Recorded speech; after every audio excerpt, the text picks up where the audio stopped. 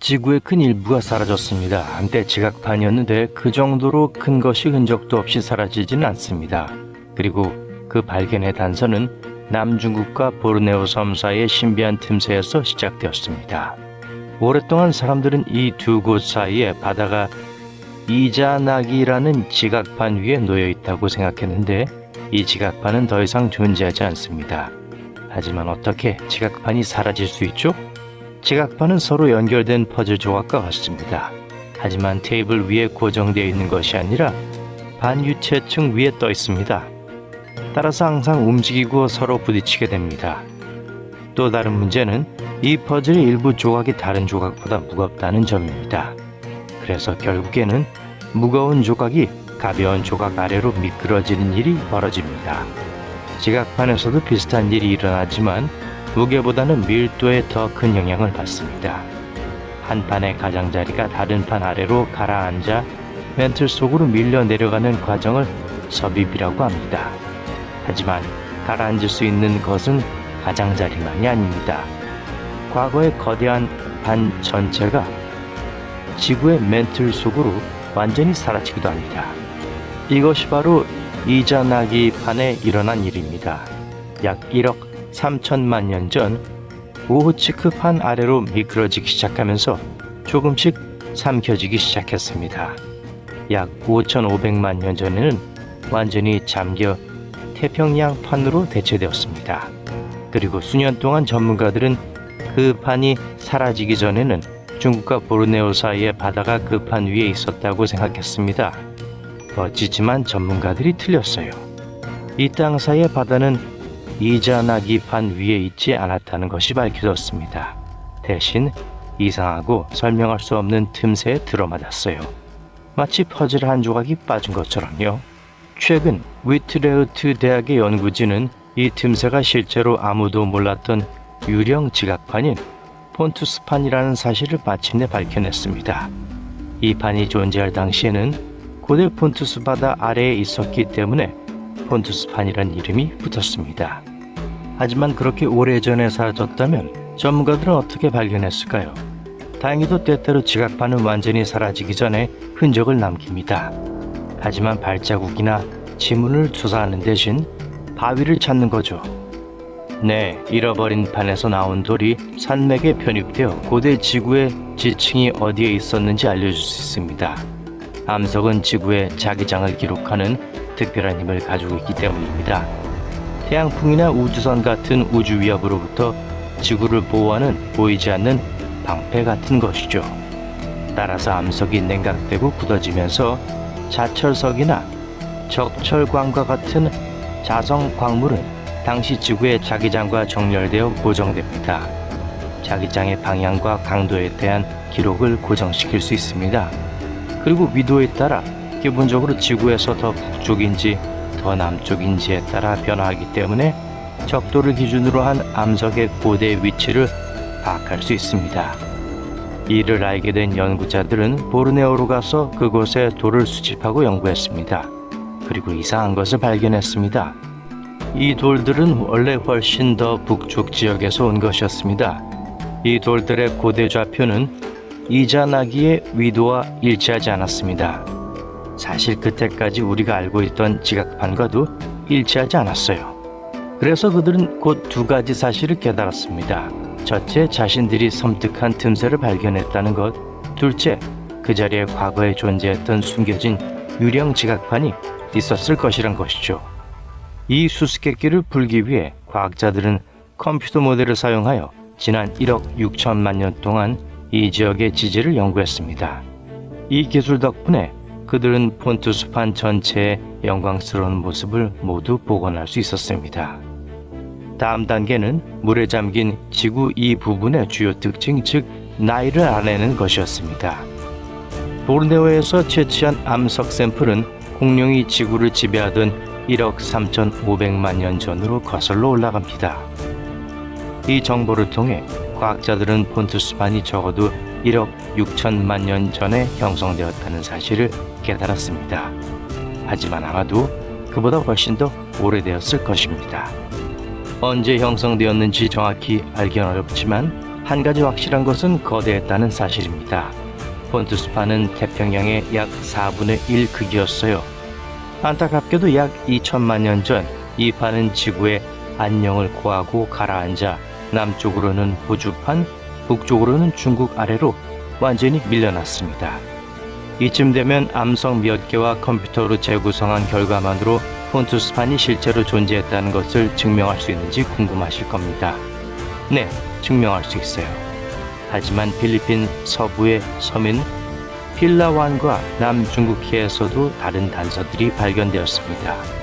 사실 과학계에서는 10년 넘게 폰투스의 존재를 의심해 왔습니다. 당시 연구자들은 필리핀 주변 지역에 집중하고 있었죠. 이 지역은 여러 지각판 체계의 교차점에 위치하기 때문에 지질학자들의 놀이터와도 같은 곳입니다. 그래서 과학자들은 일본과 뉴질랜드 사이의 지각 움직임을 재구성하기로 결정했습니다. 그 결과 동쪽에 알려진 태평양판과 서쪽의 가상의 폰투스판을 분리하는 섭입대가 그곳을 통과했을 것이라고 제안했습니다. 이러한 이전의 예측이 가능했던 이유는 지각판은 숨바꼭질에 매우 서투르기 때문입니다. 앞서 말했듯이 지각판은 물에 잠기기 전에 단서를 남깁니다. 그리고 그것은 단지 암석만이 아닙니다. 예를 들어 지구의 멘트를 변화시켜 화산, 지진, 심해 해구 등을 형성할 수 있습니다. 그러나 섭입 과정은 멘틀의 구성과 온도를 변화시켜 일부 지역을 더 뜨겁거나 차갑게 만들 수도 있습니다. 이를 이상현상으로 간주합니다. 지진 신호를 포착하여 집안의 움직임을 기록하는 기기인 지진계를 사용하면 이러한 이상 징후를 감지할 수 있습니다. 지진이 발생하면 지진은 지구를 통해 파문 즉 파동을 내보냅니다. 이 파도는 지구의 지층을 통과하지만 멘틀에 숨겨진 고대 지각판 조각과 같은 특이한 물체에 부딪히면 파동을 흐트러집니다. 이는 마치 매끄러운 도로에서 요철에 부딪히는 것과 같아서 주행에 지장을 줍니다.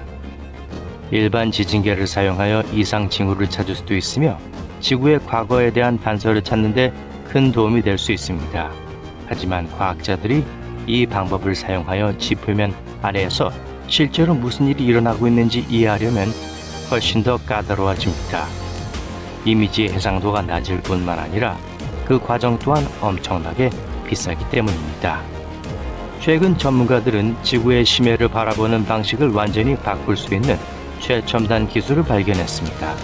마치 초음파처럼 과학자들은 이제 발 아래 수 킬로미터 아래에서 일어나는 일을 실제로 볼 수 있게 되었습니다.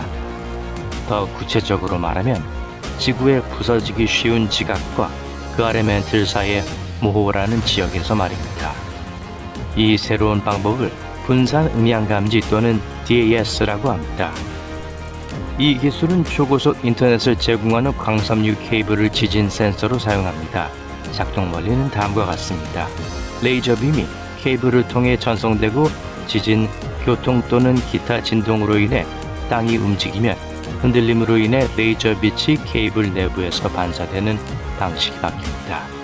멋진 점은 이제 케이블의 길이에 따라 이러한 변화를 모두 측정할 수 있다는 것입니다. 따라서 케이블은 결국 수백 개의 작은 지진 감지기가 넓은 지역에 퍼져 있는 것처럼 작동합니다. 이 새로운 기술은 주요 단층인 멘틀까지 이어지는지, 고대와 현대의 과정이 대륙을 어떻게 형성했는지, 특정 지역의 지각이 얼마나 강한지 등을 알려줄 수 있습니다. 다시 말해, DES는 숨겨진 고대 지각판에 대한 새로운 단서를 발견하는 데 도움이 되는 획기적인 도구가 될 수 있습니다. 자, 간단한 질문입니다. 대륙은 몇 개일까요? 7개 아니면 5개? 정답은 없습니다. 다양한 접근 방식에 따라 4개에서 7개 사이라고 해요.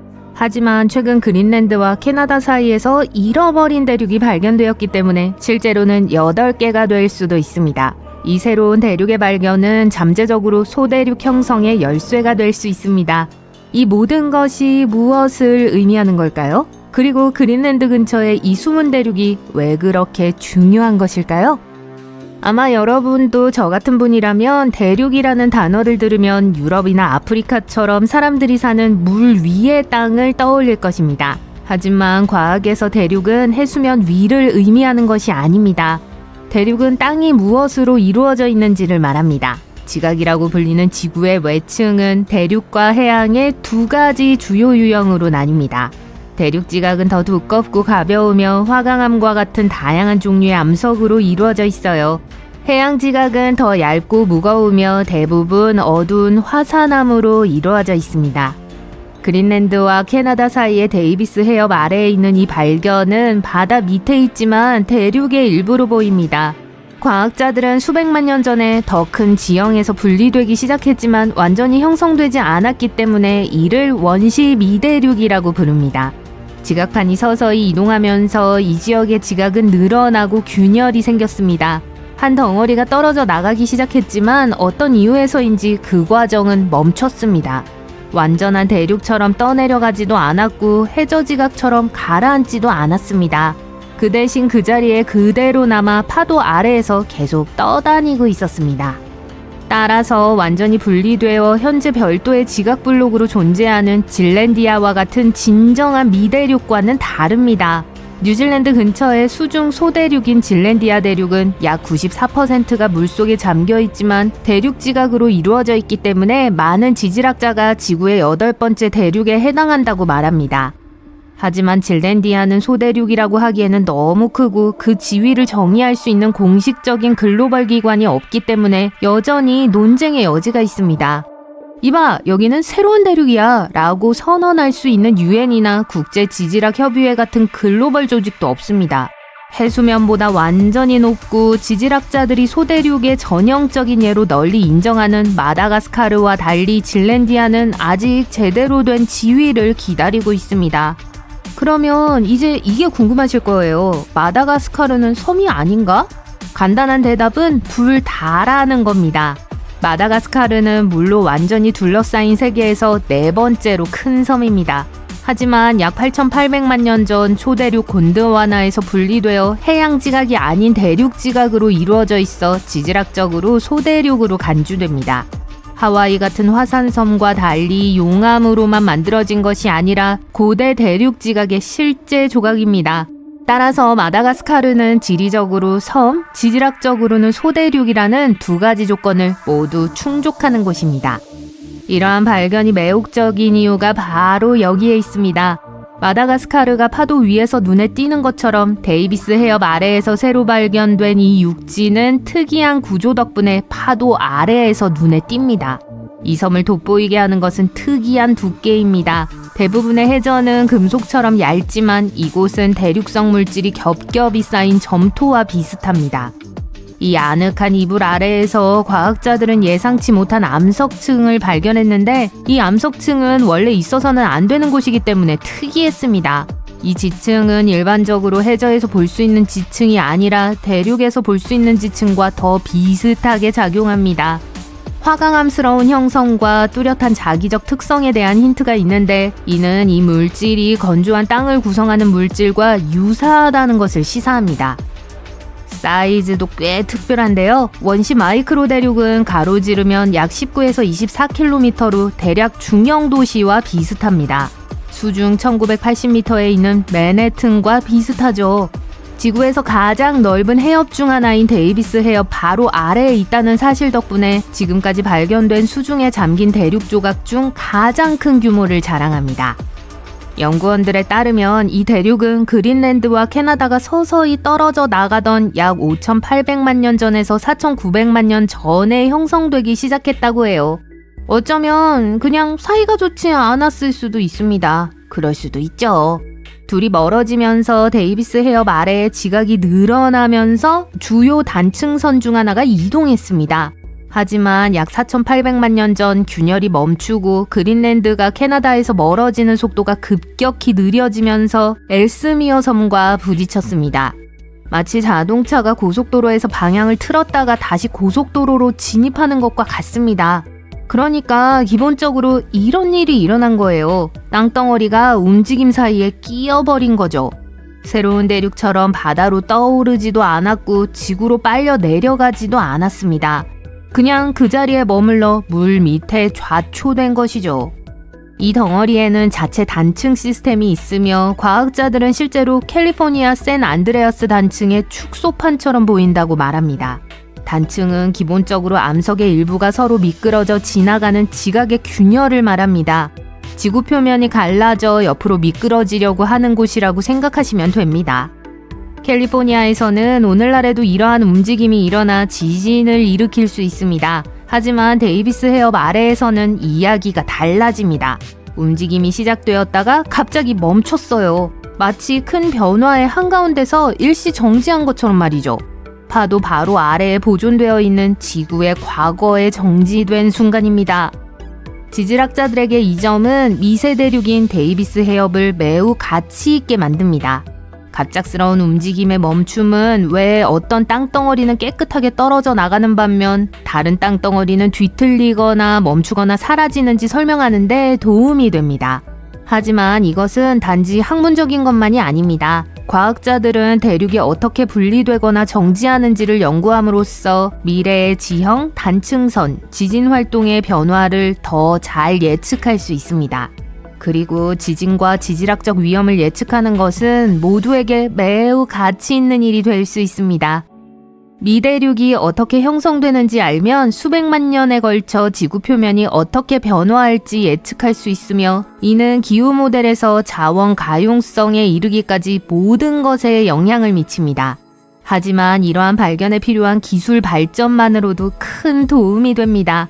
이 숨은 땅을 매핑하는 데 사용된 것과 동일한 도구가 석유 탐사, 해저 케이블 설치, 기후 모니터링, 심지어 수색 및 구조 임무에도 사용됩니다. 기술에 대해 말하자면 그린란드 근처의 이 숨은 땅덩어리는 오랫동안 보이지 않는 곳으로 남아 있었습니다. 불과 10에서 15년 전만 해도 데이비스 해협 아래의 해저는 미지의 영역이었어요. 꼭 거의 얼어붙어 있어 탐험하기 쉽지 않은 곳이었죠. 하지만 오늘날에는 현대적인 도구 덕분에 신대륙 발견은 시간 문제일 뿐입니다. 과학자들은 마침내 그 모든 물속에서 무슨 일이 일어나고 있는지 보고 들을 수 있게 되었습니다. 먼저 지진 반사 이미지를 사용했습니다. 이는 선박이 해저로 음파를 보내 반사되는 소리를 기록하는 방법입니다. 암석의 여러 층이 서로 다른 방식으로 소리를 반사하기 때문에 그 아래에 무엇이 숨어 있는지 파악하는 데 도움이 되는데 이는 마치 박쥐가 어둠 속에서 메아리를 이용해 보는 것과 비슷합니다. 인공위성은 중력 데이터를 수집하는 역할도 합니다. 이상하게 들릴지도 모르지만 암석의 종류에 따라 무게가 조금씩 다릅니다. 무거운 암석은 중력을 더 강하게 끌어당기는데 인공위성은 이러한 미세한 차이를 측정할 수 있습니다. 이러한 탐사에 일반적으로 사용되는 또 다른 도구는 수중 센서로 해저에 조용히 앉아 미니 지진이나 암석의 이동과 같은 자연 진동을 감지합니다. 이러한 진동을 통해 과학자들은 지각이 무엇으로 이루어져 있고 얼마나 두꺼운지 파악할 수 있습니다. 기본적으로 해저의 귀라고 할 수 있죠. 또한 두꺼운 얼음 아래에서도 고해상도로 해저를 스캔할 수 있는 로봇 잠수함인 AUV를 사용했을 가능성이 높습니다. 어쨌든 과학자들은 이 새로운 대륙의 발견이 단순한 지질학적 놀라움을 넘어 자연 실험실이라고 부를 만큼 매우 흥분하고 있습니다. 미대륙 데이비스 해협에 대한 연구는 미대륙이 어떻게 형성되고 진화하며 때로는 완전히 분리되지 않는지 이해할 수 있는 드문 기회를 제공합니다. 또한 지구의 지각이 우리가 생각했던 것만큼 깔끔하게 나뉘어 있지 않다는 사실을 일깨워줍니다. 바다 밑에는 그린랜드나 다른 곳에 숨은 또 다른 대륙, 즉 거의 대륙에 가까운 땅덩어리가 발견되기를 기다리고 있을지도 모릅니다. 캐나다의 잃어버린 대륙은 본격적인 대륙이 되지는 못했지만 이 대륙의 발견은 이미 판구조론에 대한 우리의 시각을 바꾸고 있습니다. 그리고 기술의 발전 덕분에 예전에는 간과했던 장소가 이제는 지구의 깊은 과거와 미래에 대한 비밀을 알려주고 있습니다.